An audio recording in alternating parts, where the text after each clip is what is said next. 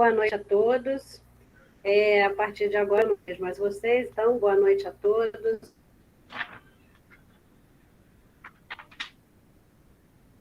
O estudo do nosso livro, né, do livro Libertação, do Espírito André Luiz, psicografia de Chico Xavier, que faz parte da coleção A Vida no Mundo Espiritual. Eu agradeço ao Centro Espírita Cefec pela oportunidade de estudo, que é muito importante na nossa encarnação, né? Nesse momento da nossa existência, o estudo vai trazer uma grande diferença para a nossa evolução. Hoje nós vamos dar continuidade ao nosso estudo falando do capítulo 4, né? Que se chama Numa Cidade Estranha. Neste capítulo, nós vamos ver que após Gúbio, André Luiz e Eloy receberem os esclarecimentos de Matilde a respeito da missão que eles iriam desempenhar nas zonas purgatoriais, eles seguem caminho.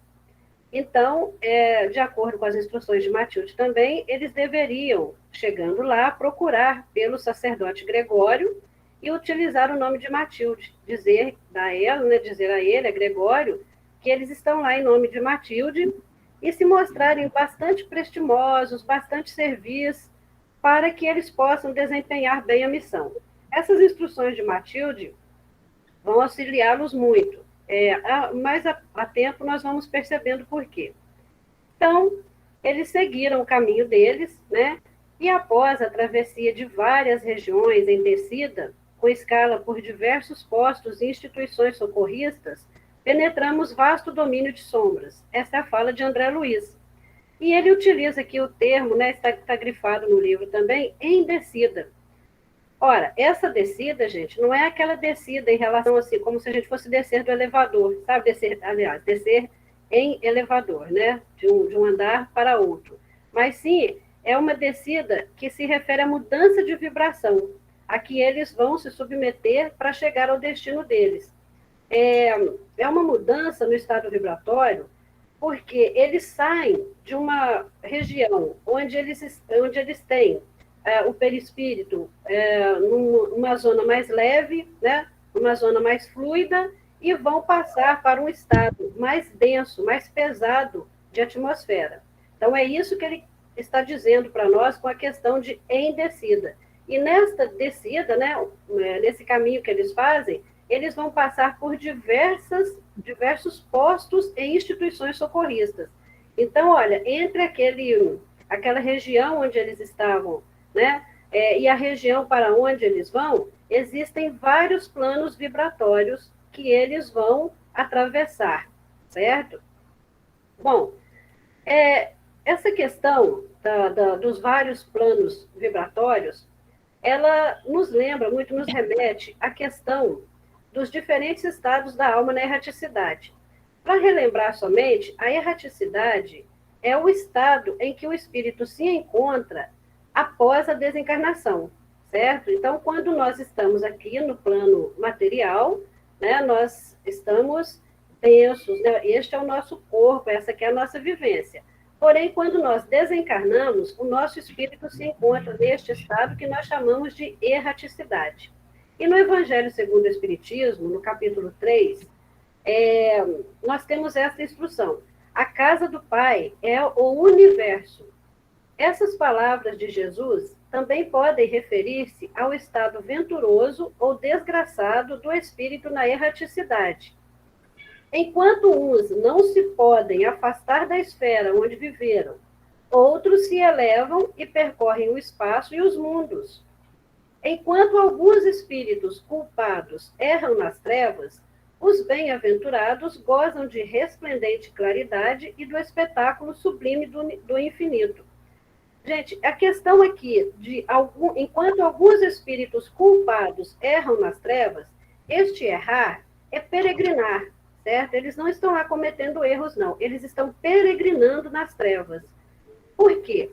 Porque eles não conseguiram ainda se afastar completamente do plano material, certo? Ele se encontra mais ou menos nessas regiões aí, uns mais, outros menos, desprendidos dos laços materiais. O que seriam esses laços? Pessoas queridas, objetos queridos, cargos, né? Egocentrismo. Nós sabemos que quando nós desencarnamos, nós não modificamos. Nós somos o que nós somos aqui, nós seremos na continuidade da nossa existência. Então, quanto mais nós pudermos aproveitar este instante da nossa existência aqui neste plano material, para nos desapegarmos destas questões, né, materiais, muito melhor será para nós no estado de erraticidade, certo? Aqui, quando a gente fala quando Jesus nos ensina que a casa do Pai é o universo, e a gente percebe assim, como será a casa do Pai é o universo? E a gente vai percebendo, né, através dos estudos, que há uma diversidade muito grande de moradas, a gente vai percebendo que essa diversidade de moradas só acontece, só existe, porque elas estão relacionadas ao estado em que o espírito se encontra. Então, se o espírito se encontra mais materializado, ele vai ficar em zonas mais inferiores. Se ele se encontra menos materializado, mais espiritualizado, ele vai ascender, né, ao infinito para aproveitar, para gozar de resplendente claridade e do espetáculo sublime do infinito. Então, quanto mais desprendido, desapegado dos laços materiais nós estivermos, melhor para nós. Enquanto o mal, e continuando lá no Evangelho segundo o Espiritismo, enquanto o mal, atormentado de remorsos e pesares, muitas vezes insulado, sem consolação, separado dos que constituíram objeto de suas afeições, pena sob o guante dos sofrimentos morais, o justo, em convívio com aqueles a quem ama, frui as delícias de uma felicidade indizível. E também nisso, portanto, há muitas moradas, embora não circunscritas nem localizadas. Então, gente, olha só. Aqui nós temos que, enquanto o mal, né? O mal somos nós mesmos, são aqueles espíritos que ainda estão muito apegados, né, à materialidade, estão muito fixados em si mesmo, muito egotistas. Então, enquanto eles permanecem remorsos, pesados, consciência pesada, muitas vezes ilhado, né? Muitas vezes insulado, quer dizer, ilhado, sem consolação, separado daqueles que constituíram objeto de suas afeições, né? Ou seja, as pessoas, o trabalho, os cargos, os objetos que eles possuíam, eles vão penando, né?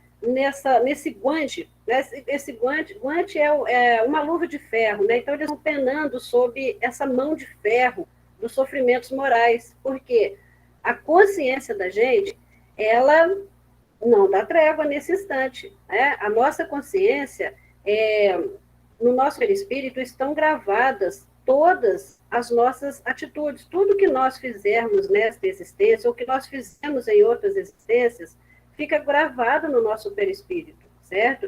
Então, quando a gente desencarna, essa memória, né, não sai da nossa, não se desliga da gente. A gente pode até tentar esquecê-la, como a gente vai ver daqui a pouco, mas ela não fica apagada, né, de tudo que nós fizemos, tá? Então, enquanto o mal, né, ou seja, aquela pessoa, aquele espírito que ainda está muito materializado, vai sofrendo ali, ilhado, né, separado de tudo que ele mais amou enquanto encarnado, aquele outro que fez por onde se desapegar, se desprender do egoísmo, se desprender das coisas materiais, ele vai aproveitar de felicidade, né? Ele vai aproveitar aquele momento de prazer. Mas isso não quer dizer, gente, que os nossos irmãos vão se esquecer de nós, não. Às vezes a gente pensa assim, tá, então é fácil entender que os espíritos se aprisionam, né, através dessa dor, como a Laide falou na prece, essa dor que aprisiona os espíritos, ela vem do quê? Das paixões, pela comida, pela bebida, pelo sexo, pelo dinheiro, pelos cargos. E quanto mais nós aprendemos a nos desprender desses laços materiais, mais livres nós vamos nos tornando. Mas isso não quer dizer, aí é que é difícil entender. Então quer dizer que a pessoa que se tornou mais materializada, ela vai se esquecer de nós, dos outros que ficaram aqui? Não, de maneira alguma. Elas não vão nos esquecer e elas vão continuar cuidando de nós, através de suas preces, até mesmo, gente, com mais claridade de pensamento, porque aquele que está sofredor, ele vai necessitar de nossas preces, mas aquele que já se libertou, aquele que já se desapegou e está fruindo, né, das delícias, da felicidade, de poder observar o universo infinito, ele vai poder estar em condições de fazer preces por nós, certo? Então, olha só, é mais um motivo para a gente querer desencarnar bem. Às vezes a gente brinca assim, enquanto espíritos, a gente, espíritas, né? Nós não devemos ter medo de desencarnar, não. Nós devemos ter vergonha, porque nós compreendemos, pelo menos deveríamos compreender o que se passa na continuidade da nossa existência, né? E essas moradas, aqui embaixo termina, não estão circunscritas nem localizadas. Então, quer dizer, essas moradas não pode se dizer assim que são apenas os planetas, mas essas várias faixas vibratórias pelas quais André Luiz, Eloy e Rubio passaram, também são moradas, certo? Então, não são apenas os mundos habitados, são também essas faixas vibratórias que muitas vezes os bons espíritos atravessam para vir até nós, para nos ajudar, são moradas também. E nós vemos aqui que existem diferentes categorias de mundos habitados, e essas categorias são devido à qualidade dos espíritos que estão ali reunidos, certo? Então, olha só, no Evangelho segundo o Espiritismo também, né, nesse mesmo capítulo, nós temos lá, do ensino dado pelos espíritos, resulta que muito diferentes umas das outras são as condições dos mundos, quanto ao grau de adiantamento ou de inferioridade dos seus habitantes. Então, com relação aos mundos habitados, nós temos os mundos primitivos, onde prevalece o instinto e a lei do mais forte. Então, é aquele mundo em que o joio, há mais joio do que trigo, certo? Eles são, os espíritos que vivem ali são espíritos mais materializados, certo? Eles estão mais voltados para si mesmos, são mais egoístas, certo? Nós, enquanto o planeta Terra, né, as notícias que nós temos, a Terra é um planeta de provas e expiações, ainda o mal predomina sobre o bem, porém, não há ainda, né, há mais joio do que trigo, certo? O mal ainda predomina sobre o bem, há mais joio do que trigo, porém, observem que há o bem, certo? Existem pessoas, né, espíritos bons convivendo entre nós. Isso é algo muito consolador. Nos mundos regeneradores, o bem já prevalece sobre o mal. Então, aí nós já vemos assim, mais trigo do que joio. Né? Então, não é ainda um mundo perfeito, né? Um mundo idealizado por nós, onde nós queremos ainda chegar. Mas já é um pouco melhor do que um mundo de provas e expiações, certo? O bem já prevalece sobre o mal. Então, há menos injustiça, há menos egoísmo, né? Os mundos ditosos ou felizes, nestes mundos, o mal não existe, certo? Aí nós só temos a presença do bem. Imagina a qualidade dos espíritos que vivem lá. E nos mundos celestes ou divinos, o bem reina soberano, certo? Então, dentro dessas classificações, os mundos, isso é só uma questão didática, gente, para a gente poder sintonizar. Nós precisamos dessa forma de divisão para a gente poder sintonizar onde nós estamos, sabe? Aquela coisa assim, onde que eu estou, né? Bem mineiro, oncotô, oncovô, doncovim, essas coisas, né? Bem de mineiro. Então, essas diferentes moradas, elas são necessárias porque nós estamos vibrando em sintonias diferentes, certo? Existem diferentes sintonias onde quer que nós estejamos. E nós vamos estar, né? Nós vamos estar aí divididos nesses mundos aí, onde nós estivermos de acordo com o nosso desenvolvimento moral, certo? O desenvolvimento intelectual, sem o desenvolvimento moral, olha só, o desenvolvimento intelectual, né, desenvolver só o conhecimento, sem desenvolver o lado moral, ele não vai nos alçar a categoria de espíritos superiores. Né? Então, nós vamos ver daqui a pouco que uma coisa está sempre relacionada com a outra para a nossa evolução. Bom, e aí, Os planetas, eles também se desenvolvem? Sim. O progresso moral de um planeta acompanha o progresso moral de seus habitantes, né? Olha só, a Terra é um planeta em que a gente ainda observa, né, que existe mais joio do que trigo, até mesmo pela questão da natureza. Observem, gente, como nós prejudicamos a natureza tão maravilhosa, tão linda que nós temos. Queimadas, né, os desmatamentos, a poluição dos rios, né? E enquanto nós não desenvolvermos este cuidado com a natureza para ajudar a nossa irmã, porque ela é uma nossa irmã na evolução, nós não vamos conseguir alçar a categorias melhores, né, a ser espíritos melhores. Por quê? Se nós, enquanto seres humanos, nós nos sentimos donos do planeta Terra, que é uma escola bendita, né, que não é, nós não somos donos dessa escola, mas assim nós pensamos, nós estamos sendo donos bem competentes, né? Por quê? Observe como está a natureza à nossa volta. Observe a nossa falta de solidariedade com os animais, com os seres humanos. Nem vou falar dos seres humanos, né? Porque a falta de solidariedade ainda é muito grande no nosso planeta, né? Aqui tem outra citação da Gênese que nos mostra que resta-nos ainda um imenso progresso a realizar, o de fazermos que entre nós reine a caridade, a fraternidade, a solidariedade, que se assegure o bem-estar moral. Então, eu trouxe essa imagem para a gente observar. Aqui, duas crianças salvando um cachorrinho de ser afogado, né?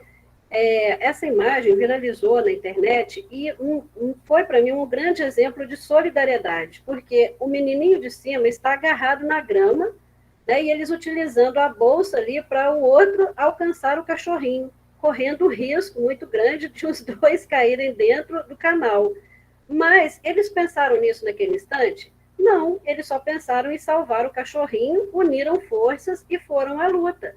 Se um menino estivesse sozinho, seria muito mais difícil para ele realizar essa façanha.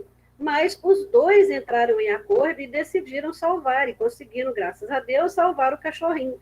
Mas isso é um exemplo de solidariedade que nos vem chegando, né? Tem bons espíritos, tem pessoas muito boas chegando entre nós para nos dar estes exemplos de que nós precisamos desenvolver essa solidariedade. Muitas vezes, não digo que a gente deva, né, se arriscar tanto, mas olha, eles na inocência deles nem pensaram no risco que eles estavam correndo. E muitas vezes nós pensamos primeiro em nós, né? Não vou correr esse risco, não. Nossa, está louco, um cachorro, um animal. Mas, gente, é uma criatura de Deus, né? É um ser criado pela bondade celeste, né? Pela bondade do nosso Pai, Criador. Então, se a gente consegue, se esses meninos conseguem ter essa solidariedade para com o cãozinho, imagine para com o ser humano. Com relação àquele ambiente em que eles estavam, a natureza, ali, André Luiz observa bem isso, que a vegetação exibia um aspecto sinistro e angustiado. As árvores não se vestiam de folhagem farta e os galhos quase secos davam a ideia de braços erguidos em súplicas dolorosas. Então, olha só, gente, imagine que a natureza também sofre. A natureza também sente as vibrações que estão em volta, né? Toda aquela dor, todo aquele sofrimento moral de que aqueles espíritos, em que aqueles espíritos às vezes até mesmo se compraziam ou se escondiam, né? Porque é uma forma de se esconder, também era transmitida para a natureza. Né? A natureza sofria com aquele ambiente também. Isso é bem observado por André Luiz. E com relação aos habitantes daquela região. Né? Então, André Luiz observa que, de quando em quando, grupos hostis de entidades espirituais em desequilíbrio nos defrontavam, seguindo adiante, indiferentes, incapazes de registrar-nos a presença. Falavam em alta voz, em português degradado, mas inteligível, evidenciando pelas gargalhadas deploráveis condições de ignorância. Então, olha só, gente, os espíritos que se encontravam naquela região, eles não conseguiam ver os benfeitores. certo? Quando André Luiz diz aqui que as entidades espirituais em desequilíbrio nos defrontavam, ou seja, andavam adiante deles, mas não conseguiam vê-los, não conseguiam registrar-nos a presença, conforme André Luiz diz. Por quê? Os benfeitores tinham uma ascendência moral muito maior em relação àqueles espíritos que estavam ali naquela zona purgatorial. E isso deixava os benfeitores numa faixa vibratória muito diferente daqueles espíritos sofredores, por isso aqueles espíritos não conseguiam vê-los. Nós, é fácil da gente imaginar isso, porque a nossa capacidade de assimilar a presença de outra pessoa, ela só se dá porque nós estamos na mesma sintonia, nós estamos na mesma faixa vibratória, certo? Se nós tivermos entre nós um anjo, né, vamos dizer assim, nós não vamos conseguir ver esse anjo, certo? Por quê? Porque ele consegue nos ver, porque ele está numa faixa vibratória mais elevada, mas nós não conseguimos vê-lo, certo? Nós podemos sentir a presença dele, mas nós não o vemos, certo? Isso é muito interessante, porque, gente, a nossa atividade mental, ela marca o nosso perispírito. Por isso, aqueles espíritos ali estão naquela faixa vibratória. Por quê?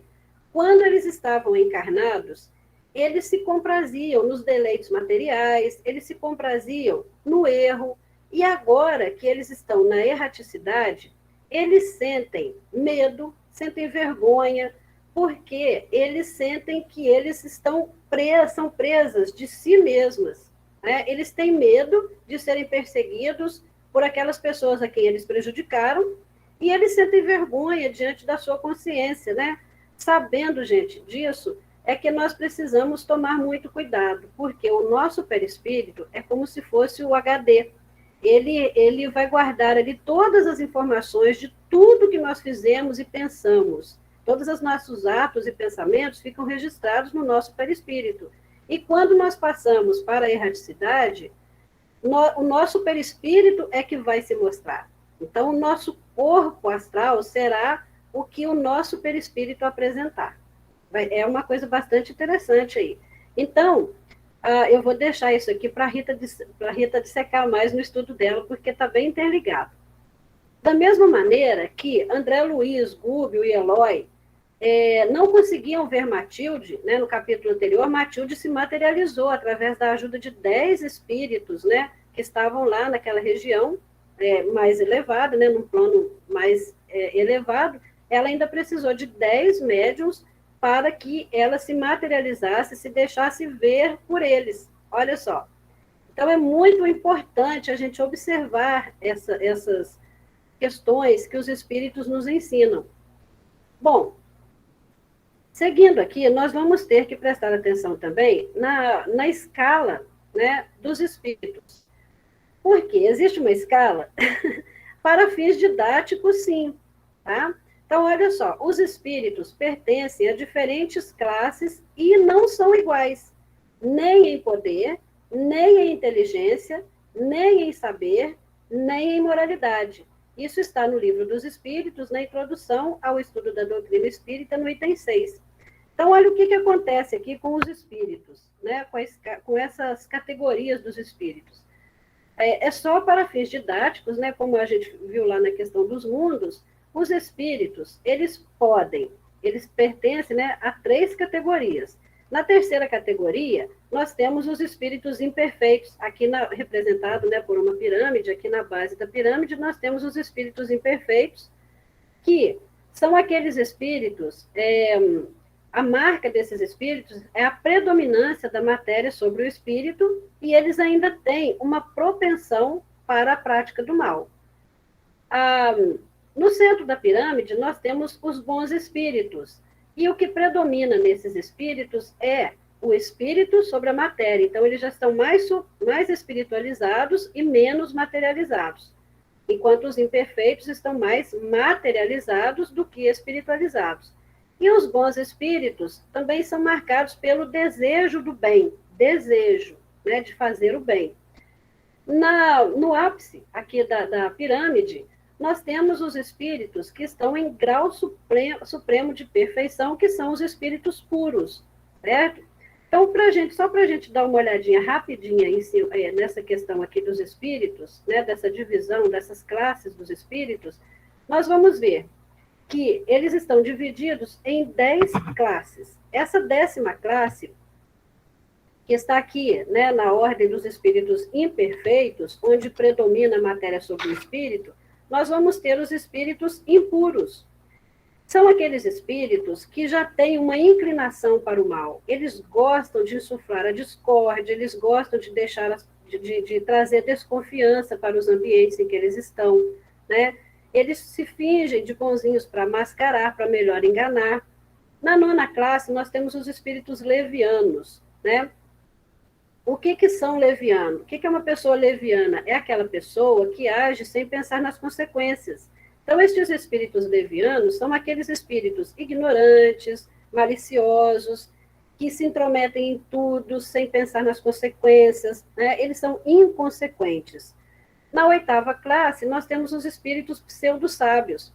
Esse prefixo aqui, pseudo, ele vem do grego e quer dizer falso. Então, pseudo-sábio quer dizer aquele falso sábio, né? Aquele que quer mostrar mais conhecimento do que tem, mas quando ele se comunica, dá para perceber que ele está falando mais coisas erradas, né, do que certa. Ele coloca ali uma coisa certa e 10 coisas erradas. Então, a pessoa que tem um pouco mais de conhecimento já vai poder compreender, né, que está diante de um espírito pseudo-sábio.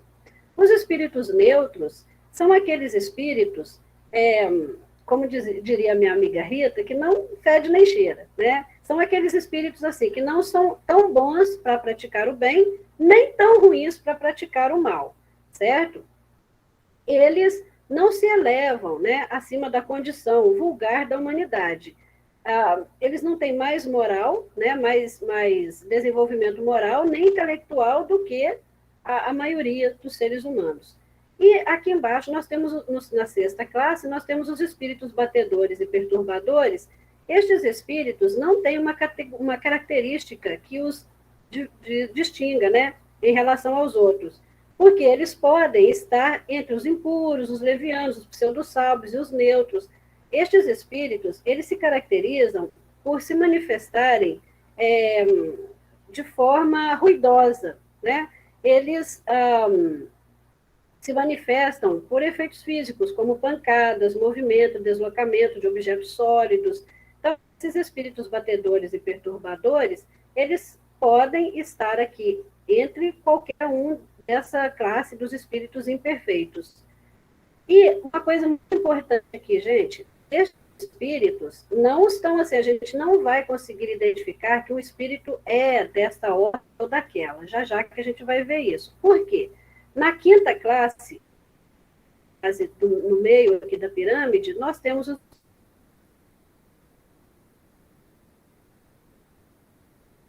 os benéficos. Porque nesta ordem, nós temos os espíritos em que predomina, né, o espírito sobre a matéria, e eles têm o desejo de fazer o bem. Então, os espíritos benévolos são aqueles espíritos que querem fazer o bem, porém, eles não têm um desenvolvimento intelectual muito grande. Eles têm, olha, vamos observar essa questão do desenvolvimento moral e intelectual como se fosse um avião. O avião, né, com as suas 2 asas, ele precisa da asa da moralidade e da asa da intelectualidade. Se ele perder uma asa, ele não vai conseguir voar. Então, o que acontece? O motor não vai funcionar. Então, o que acontece? Os espíritos benévolos, eles são desenvolvidos moralmente, mas eles não têm um desenvolvimento intelectual muito grande, certo?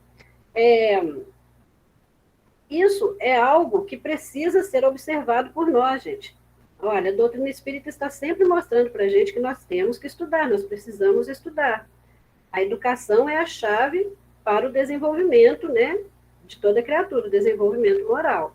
Então, olha só, na 4ª classe ali nós temos os espíritos sábios. Estes espíritos se diferenciam dos benévolos porque eles já têm mais conhecimento intelectual do que moral. Eles têm um desenvolvimento intelectual maior, mas não no sentido de endeusar a ciência, né, mas de usar a ciência para a prática do bem. Mas eles não têm, assim, não têm ainda, né, em si um grande desenvolvimento moral. Então, novamente, nós vemos aí faltando alguma coisa, né? E os espíritos de sabedoria? Estes espíritos, eles já têm essas qualidades morais e as qualidades intelectuais já desenvolvidas, certo? Eles são pessoas, eles são espíritos, né, sensatos para lidar com as várias situações que se apresentarem a eles, né? Faz uma aplicação perfeita, né, da razão no uso do seu raciocínio, certo? A razão ali é bem utilizada, né? No momento em que ele estiver raciocinando, ele vai fazer um bom uso, um uso sensato para julgar ou para refletir a respeito de alguma situação. E aqui também, nessa ordem, né, dos bons espíritos, nós temos os espíritos superiores, né? Esses espíritos superiores, eles reúnem a sabedoria, a ciência, a bondade, e eles se distinguem pela linguagem. A linguagem dos espíritos superiores é sempre benevolente e sempre elevada. Então, é muito importante prestar atenção nisso. Quando nós estivermos, né, se tivermos a graça de estar diante de um espírito superior, nós não vamos ver este espírito, nós vamos ouvir este espírito falando coisas vulgares, jamais. Né? O espírito superior tem uma linguagem elevada, uma linguagem superior também. E ele alia ali a sabedoria, né, alia a bondade e toda essa questão aí da sabedoria, a bondade e a intelectualidade estão reunidos nesses espíritos superiores. E, por fim, nós temos a classe, né, dos espíritos puros, que também é conhecida como classe única, né, porque existe apenas uma classe, né, de espíritos puros, que são os espíritos que já percorreram todas essas classes aqui e chegaram a esse grau de perfeição. Já se despojaram, né, de todas as impurezas da matéria, eles estão agora como aqueles espíritos que nós citamos anteriormente, né, fruindo das belezas do infinito, né, das maravilhas, né, do infinito. Porém, eles não ficam lá, como eu disse anteriormente, na ociosidade contemplativa. Eles estão lá em preces, torcendo por nós, tentando nos ajudar de alguma maneira. Olha Matilde em relação a Gregório, certo? Então, estes espíritos, eles estão, assim, num grau de superioridade muito maior do que o nosso, porém, eles nunca vão se esquecer de nós. Né? Matilde está há séculos aguardando um momento em que Gregório possa se cansar daquela vida, né? daquele estado em que ele está. E há 50 anos, né, se vocês se lembram bem, ela percebeu que ele estava tendendo ali para se cansar daquela situação em que ele estava e vai se aproveitar desse momento para ajudá-lo. Então, gente, uma coisa que é importante falar aqui nessa parte é que não está demarcado, certo? Não existe uma demarcação que separe espíritos puros de espíritos bons de espíritos imperfeitos. Vamos usar aqui a analogia do arco-íris. Quando a gente vê um arco-íris, a gente vê apenas aquelas cores predominantes, certo? Quando você vê o verde, você não vê que o verde é feito do azul e do amarelo, certo? Você observa no arco-íris o verde, certo? Mas conosco também acontece isso. Nós vamos observar essas classes aí de espíritos e vamos falar assim, nossa, eu sou mais do espírito impuro ali. Mas isso não quer dizer que eu seja predominantemente um espírito impuro. Isso quer dizer que eu posso alguma vez estar com o meu pé lá, né, nos espíritos neutros, e uma hora eu estou lá nos espíritos impuros, e dos espíritos neutros eu posso evoluir para um espírito benévolo, posso estar em evolução, mas quer dizer que eu não estou inteiramente ainda numa classe, porque eu estou em processo de evolução. No momento em que eu for vista, né, que você vira o verde lá, quer dizer que eu realmente já venci aquelas etapas do azul e do amarelo, e já passei para o verde. Mas isso não é demarcado. Todos nós, gente, estamos vivendo este processo de evolução, certo? Então, uma hora, nós estamos agindo como os espíritos mais benevolentes, né? ou como espíritos mais sábios, e daí a pouco a gente se pega com pensamentos impuros, né? Com pensamentos que não são condizentes com aquele estágio, né? Com aquela classe.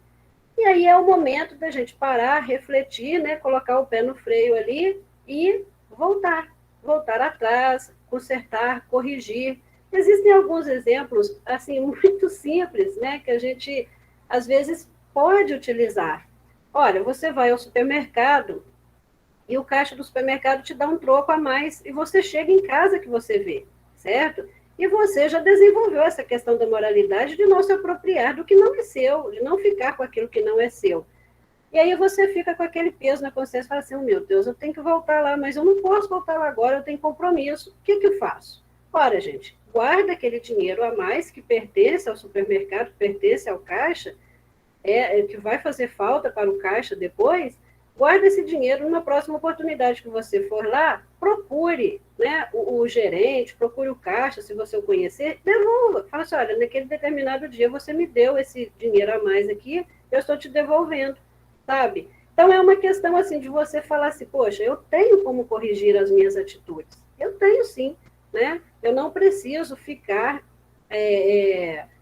nessas atitudes mais inferiores porque as circunstâncias me levaram. Não, eu não sou um vento, uma folha soprada ao vento, eu tenho o meu livre-arbítrio, eu tenho a minha escolha.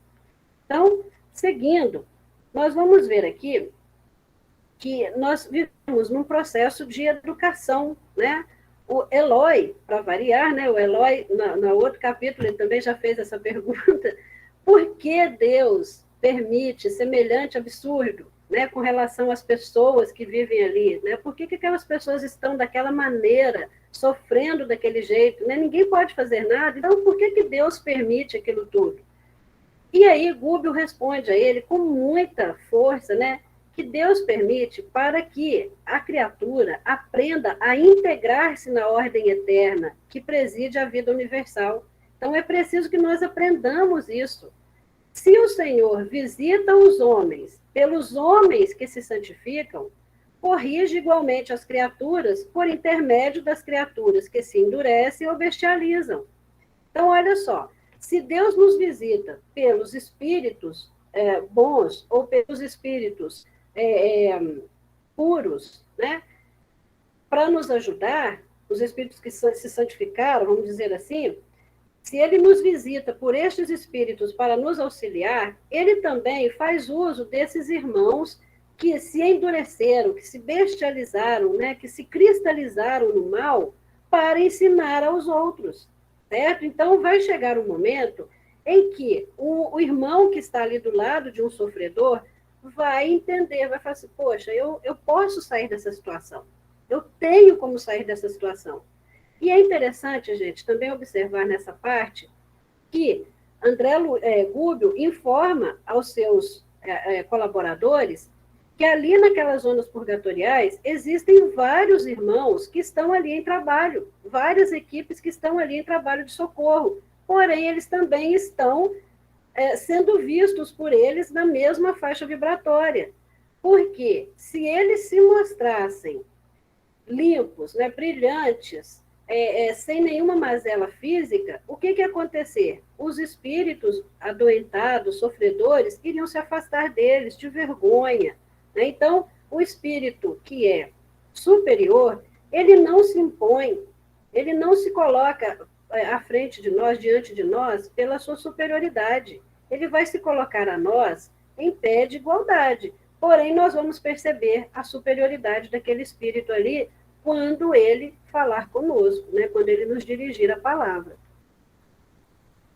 E aí, André Luiz pergunta a Gúbio assim, significa então que os gênios malditos, os demônios de todos os tempos, e aí André Luiz não termina a pergunta, Gúbio vai e completa para ele, somos nós mesmos, André, quando nos desviamos impenitentes da lei, já perambulamos por estes sítios sombrios e inquietantes.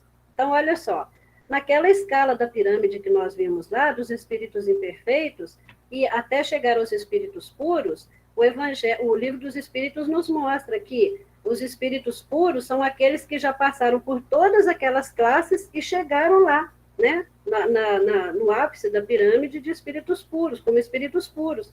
Então, olha, todos nós já passamos por aquelas regiões. Então, não existem demônios, como o instrutor, o ministro Flacos vem nos explicando desde o capítulo 1, não existem demônios, não existe inferno, certo? O que existe são regiões em que se acumpliciam espíritos no mal, né, no desejo de fugir da sua própria consciência, na vergonha de si mesmos.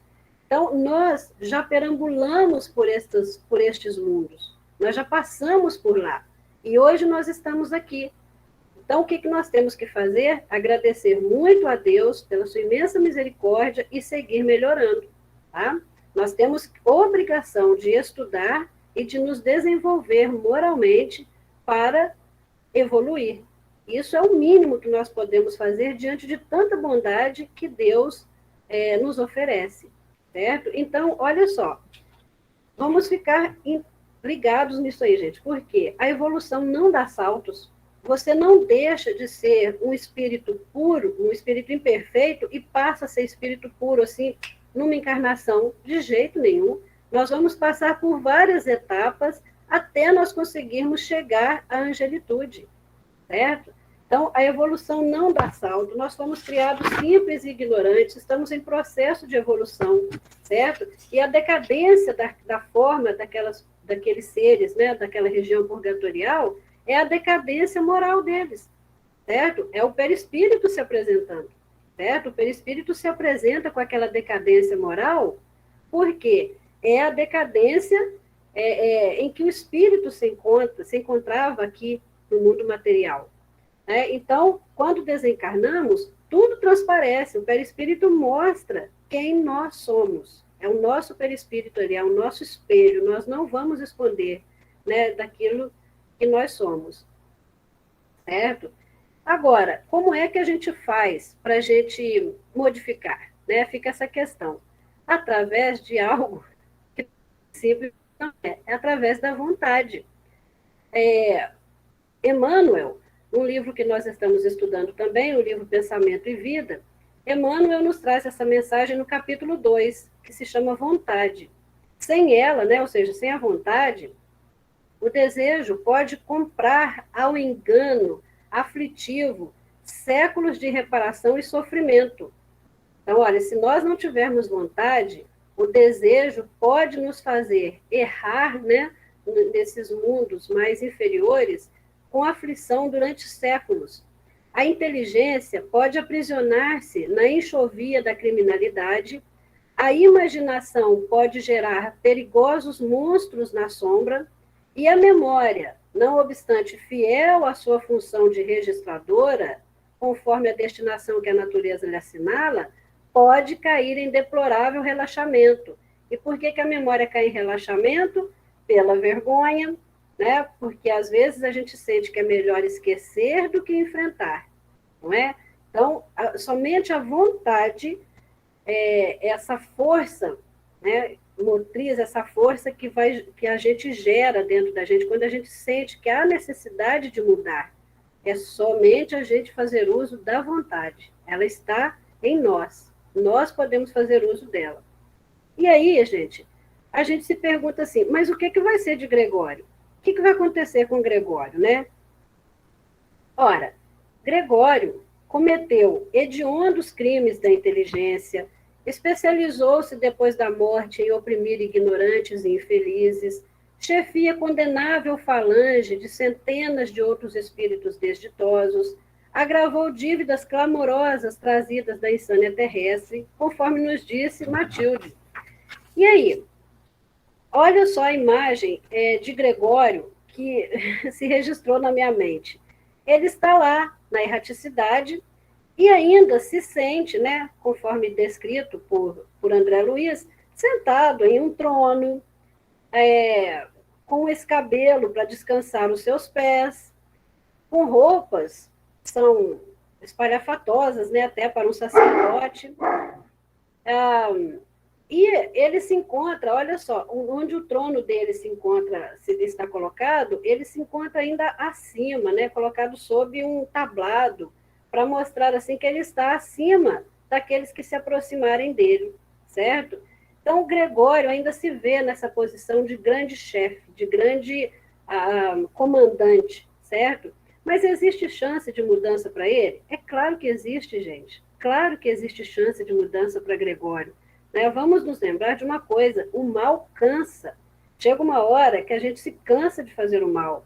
Às vezes a gente pergunta assim: nossa, será que tal pessoa não cansa de ser ruim? Não, um dia vai cansar, né? Porque ela vai perceber que o bem, ele vai indo devagarinho e chega, né? Enquanto o mal quer ir de repente fazer tudo, e aí, o que acontece? As pessoas logo percebem que não vai chegar a um bom resultado com aquelas atitudes. Então chega um dia que o mal cansa. E Gregório já está dando mostras disso, não é? Ah, por quê? Porque existe um bom espírito cuidando dele, né, através dos amigos. Ela, Matilde, não conseguiria ir até aquela região. Se até para André Luiz, para Gúbio e Eloy, foi muito difícil se ajustarem, né, ajustar o perispírito deles àquela região mais densa, mais pesada, imagine Matilde, que é um espírito puro, certo? Ela não conseguiria descer até aquela região, né? E aí, nós somos chamados, gente, a todo instante a renovar nossas atitudes, certo? Nós temos esse convite. Cada dia que amanhece, cada dia é uma oportunidade de modificar nossas atitudes, sabe? Então, o que nós precisamos fazer? Ter vontade, né? Ter vontade. O simples desejo não vai nos modificar, mas esse desejo, se ele vier, né, imbuído de uma grande carga vibratória, ele vai nos ajudar a chegar até a vontade real de modificar as nossas más tendências, nossas más inclinações. E Gregório se demora séculos nas regiões inferiores, né? Mas o que é o tempo diante do amor, né, gente? O tempo, ele é algo que nós marcamos, né? Mas o amor não tem tempo com o amor, né? O amor é atemporal, certo? Então, pessoal, é isso. Agradeço a todos vocês, né, pela paciência, pelo carinho com que me recebem e até o nosso próximo estudo, certo? Muito obrigada e boa noite para vocês.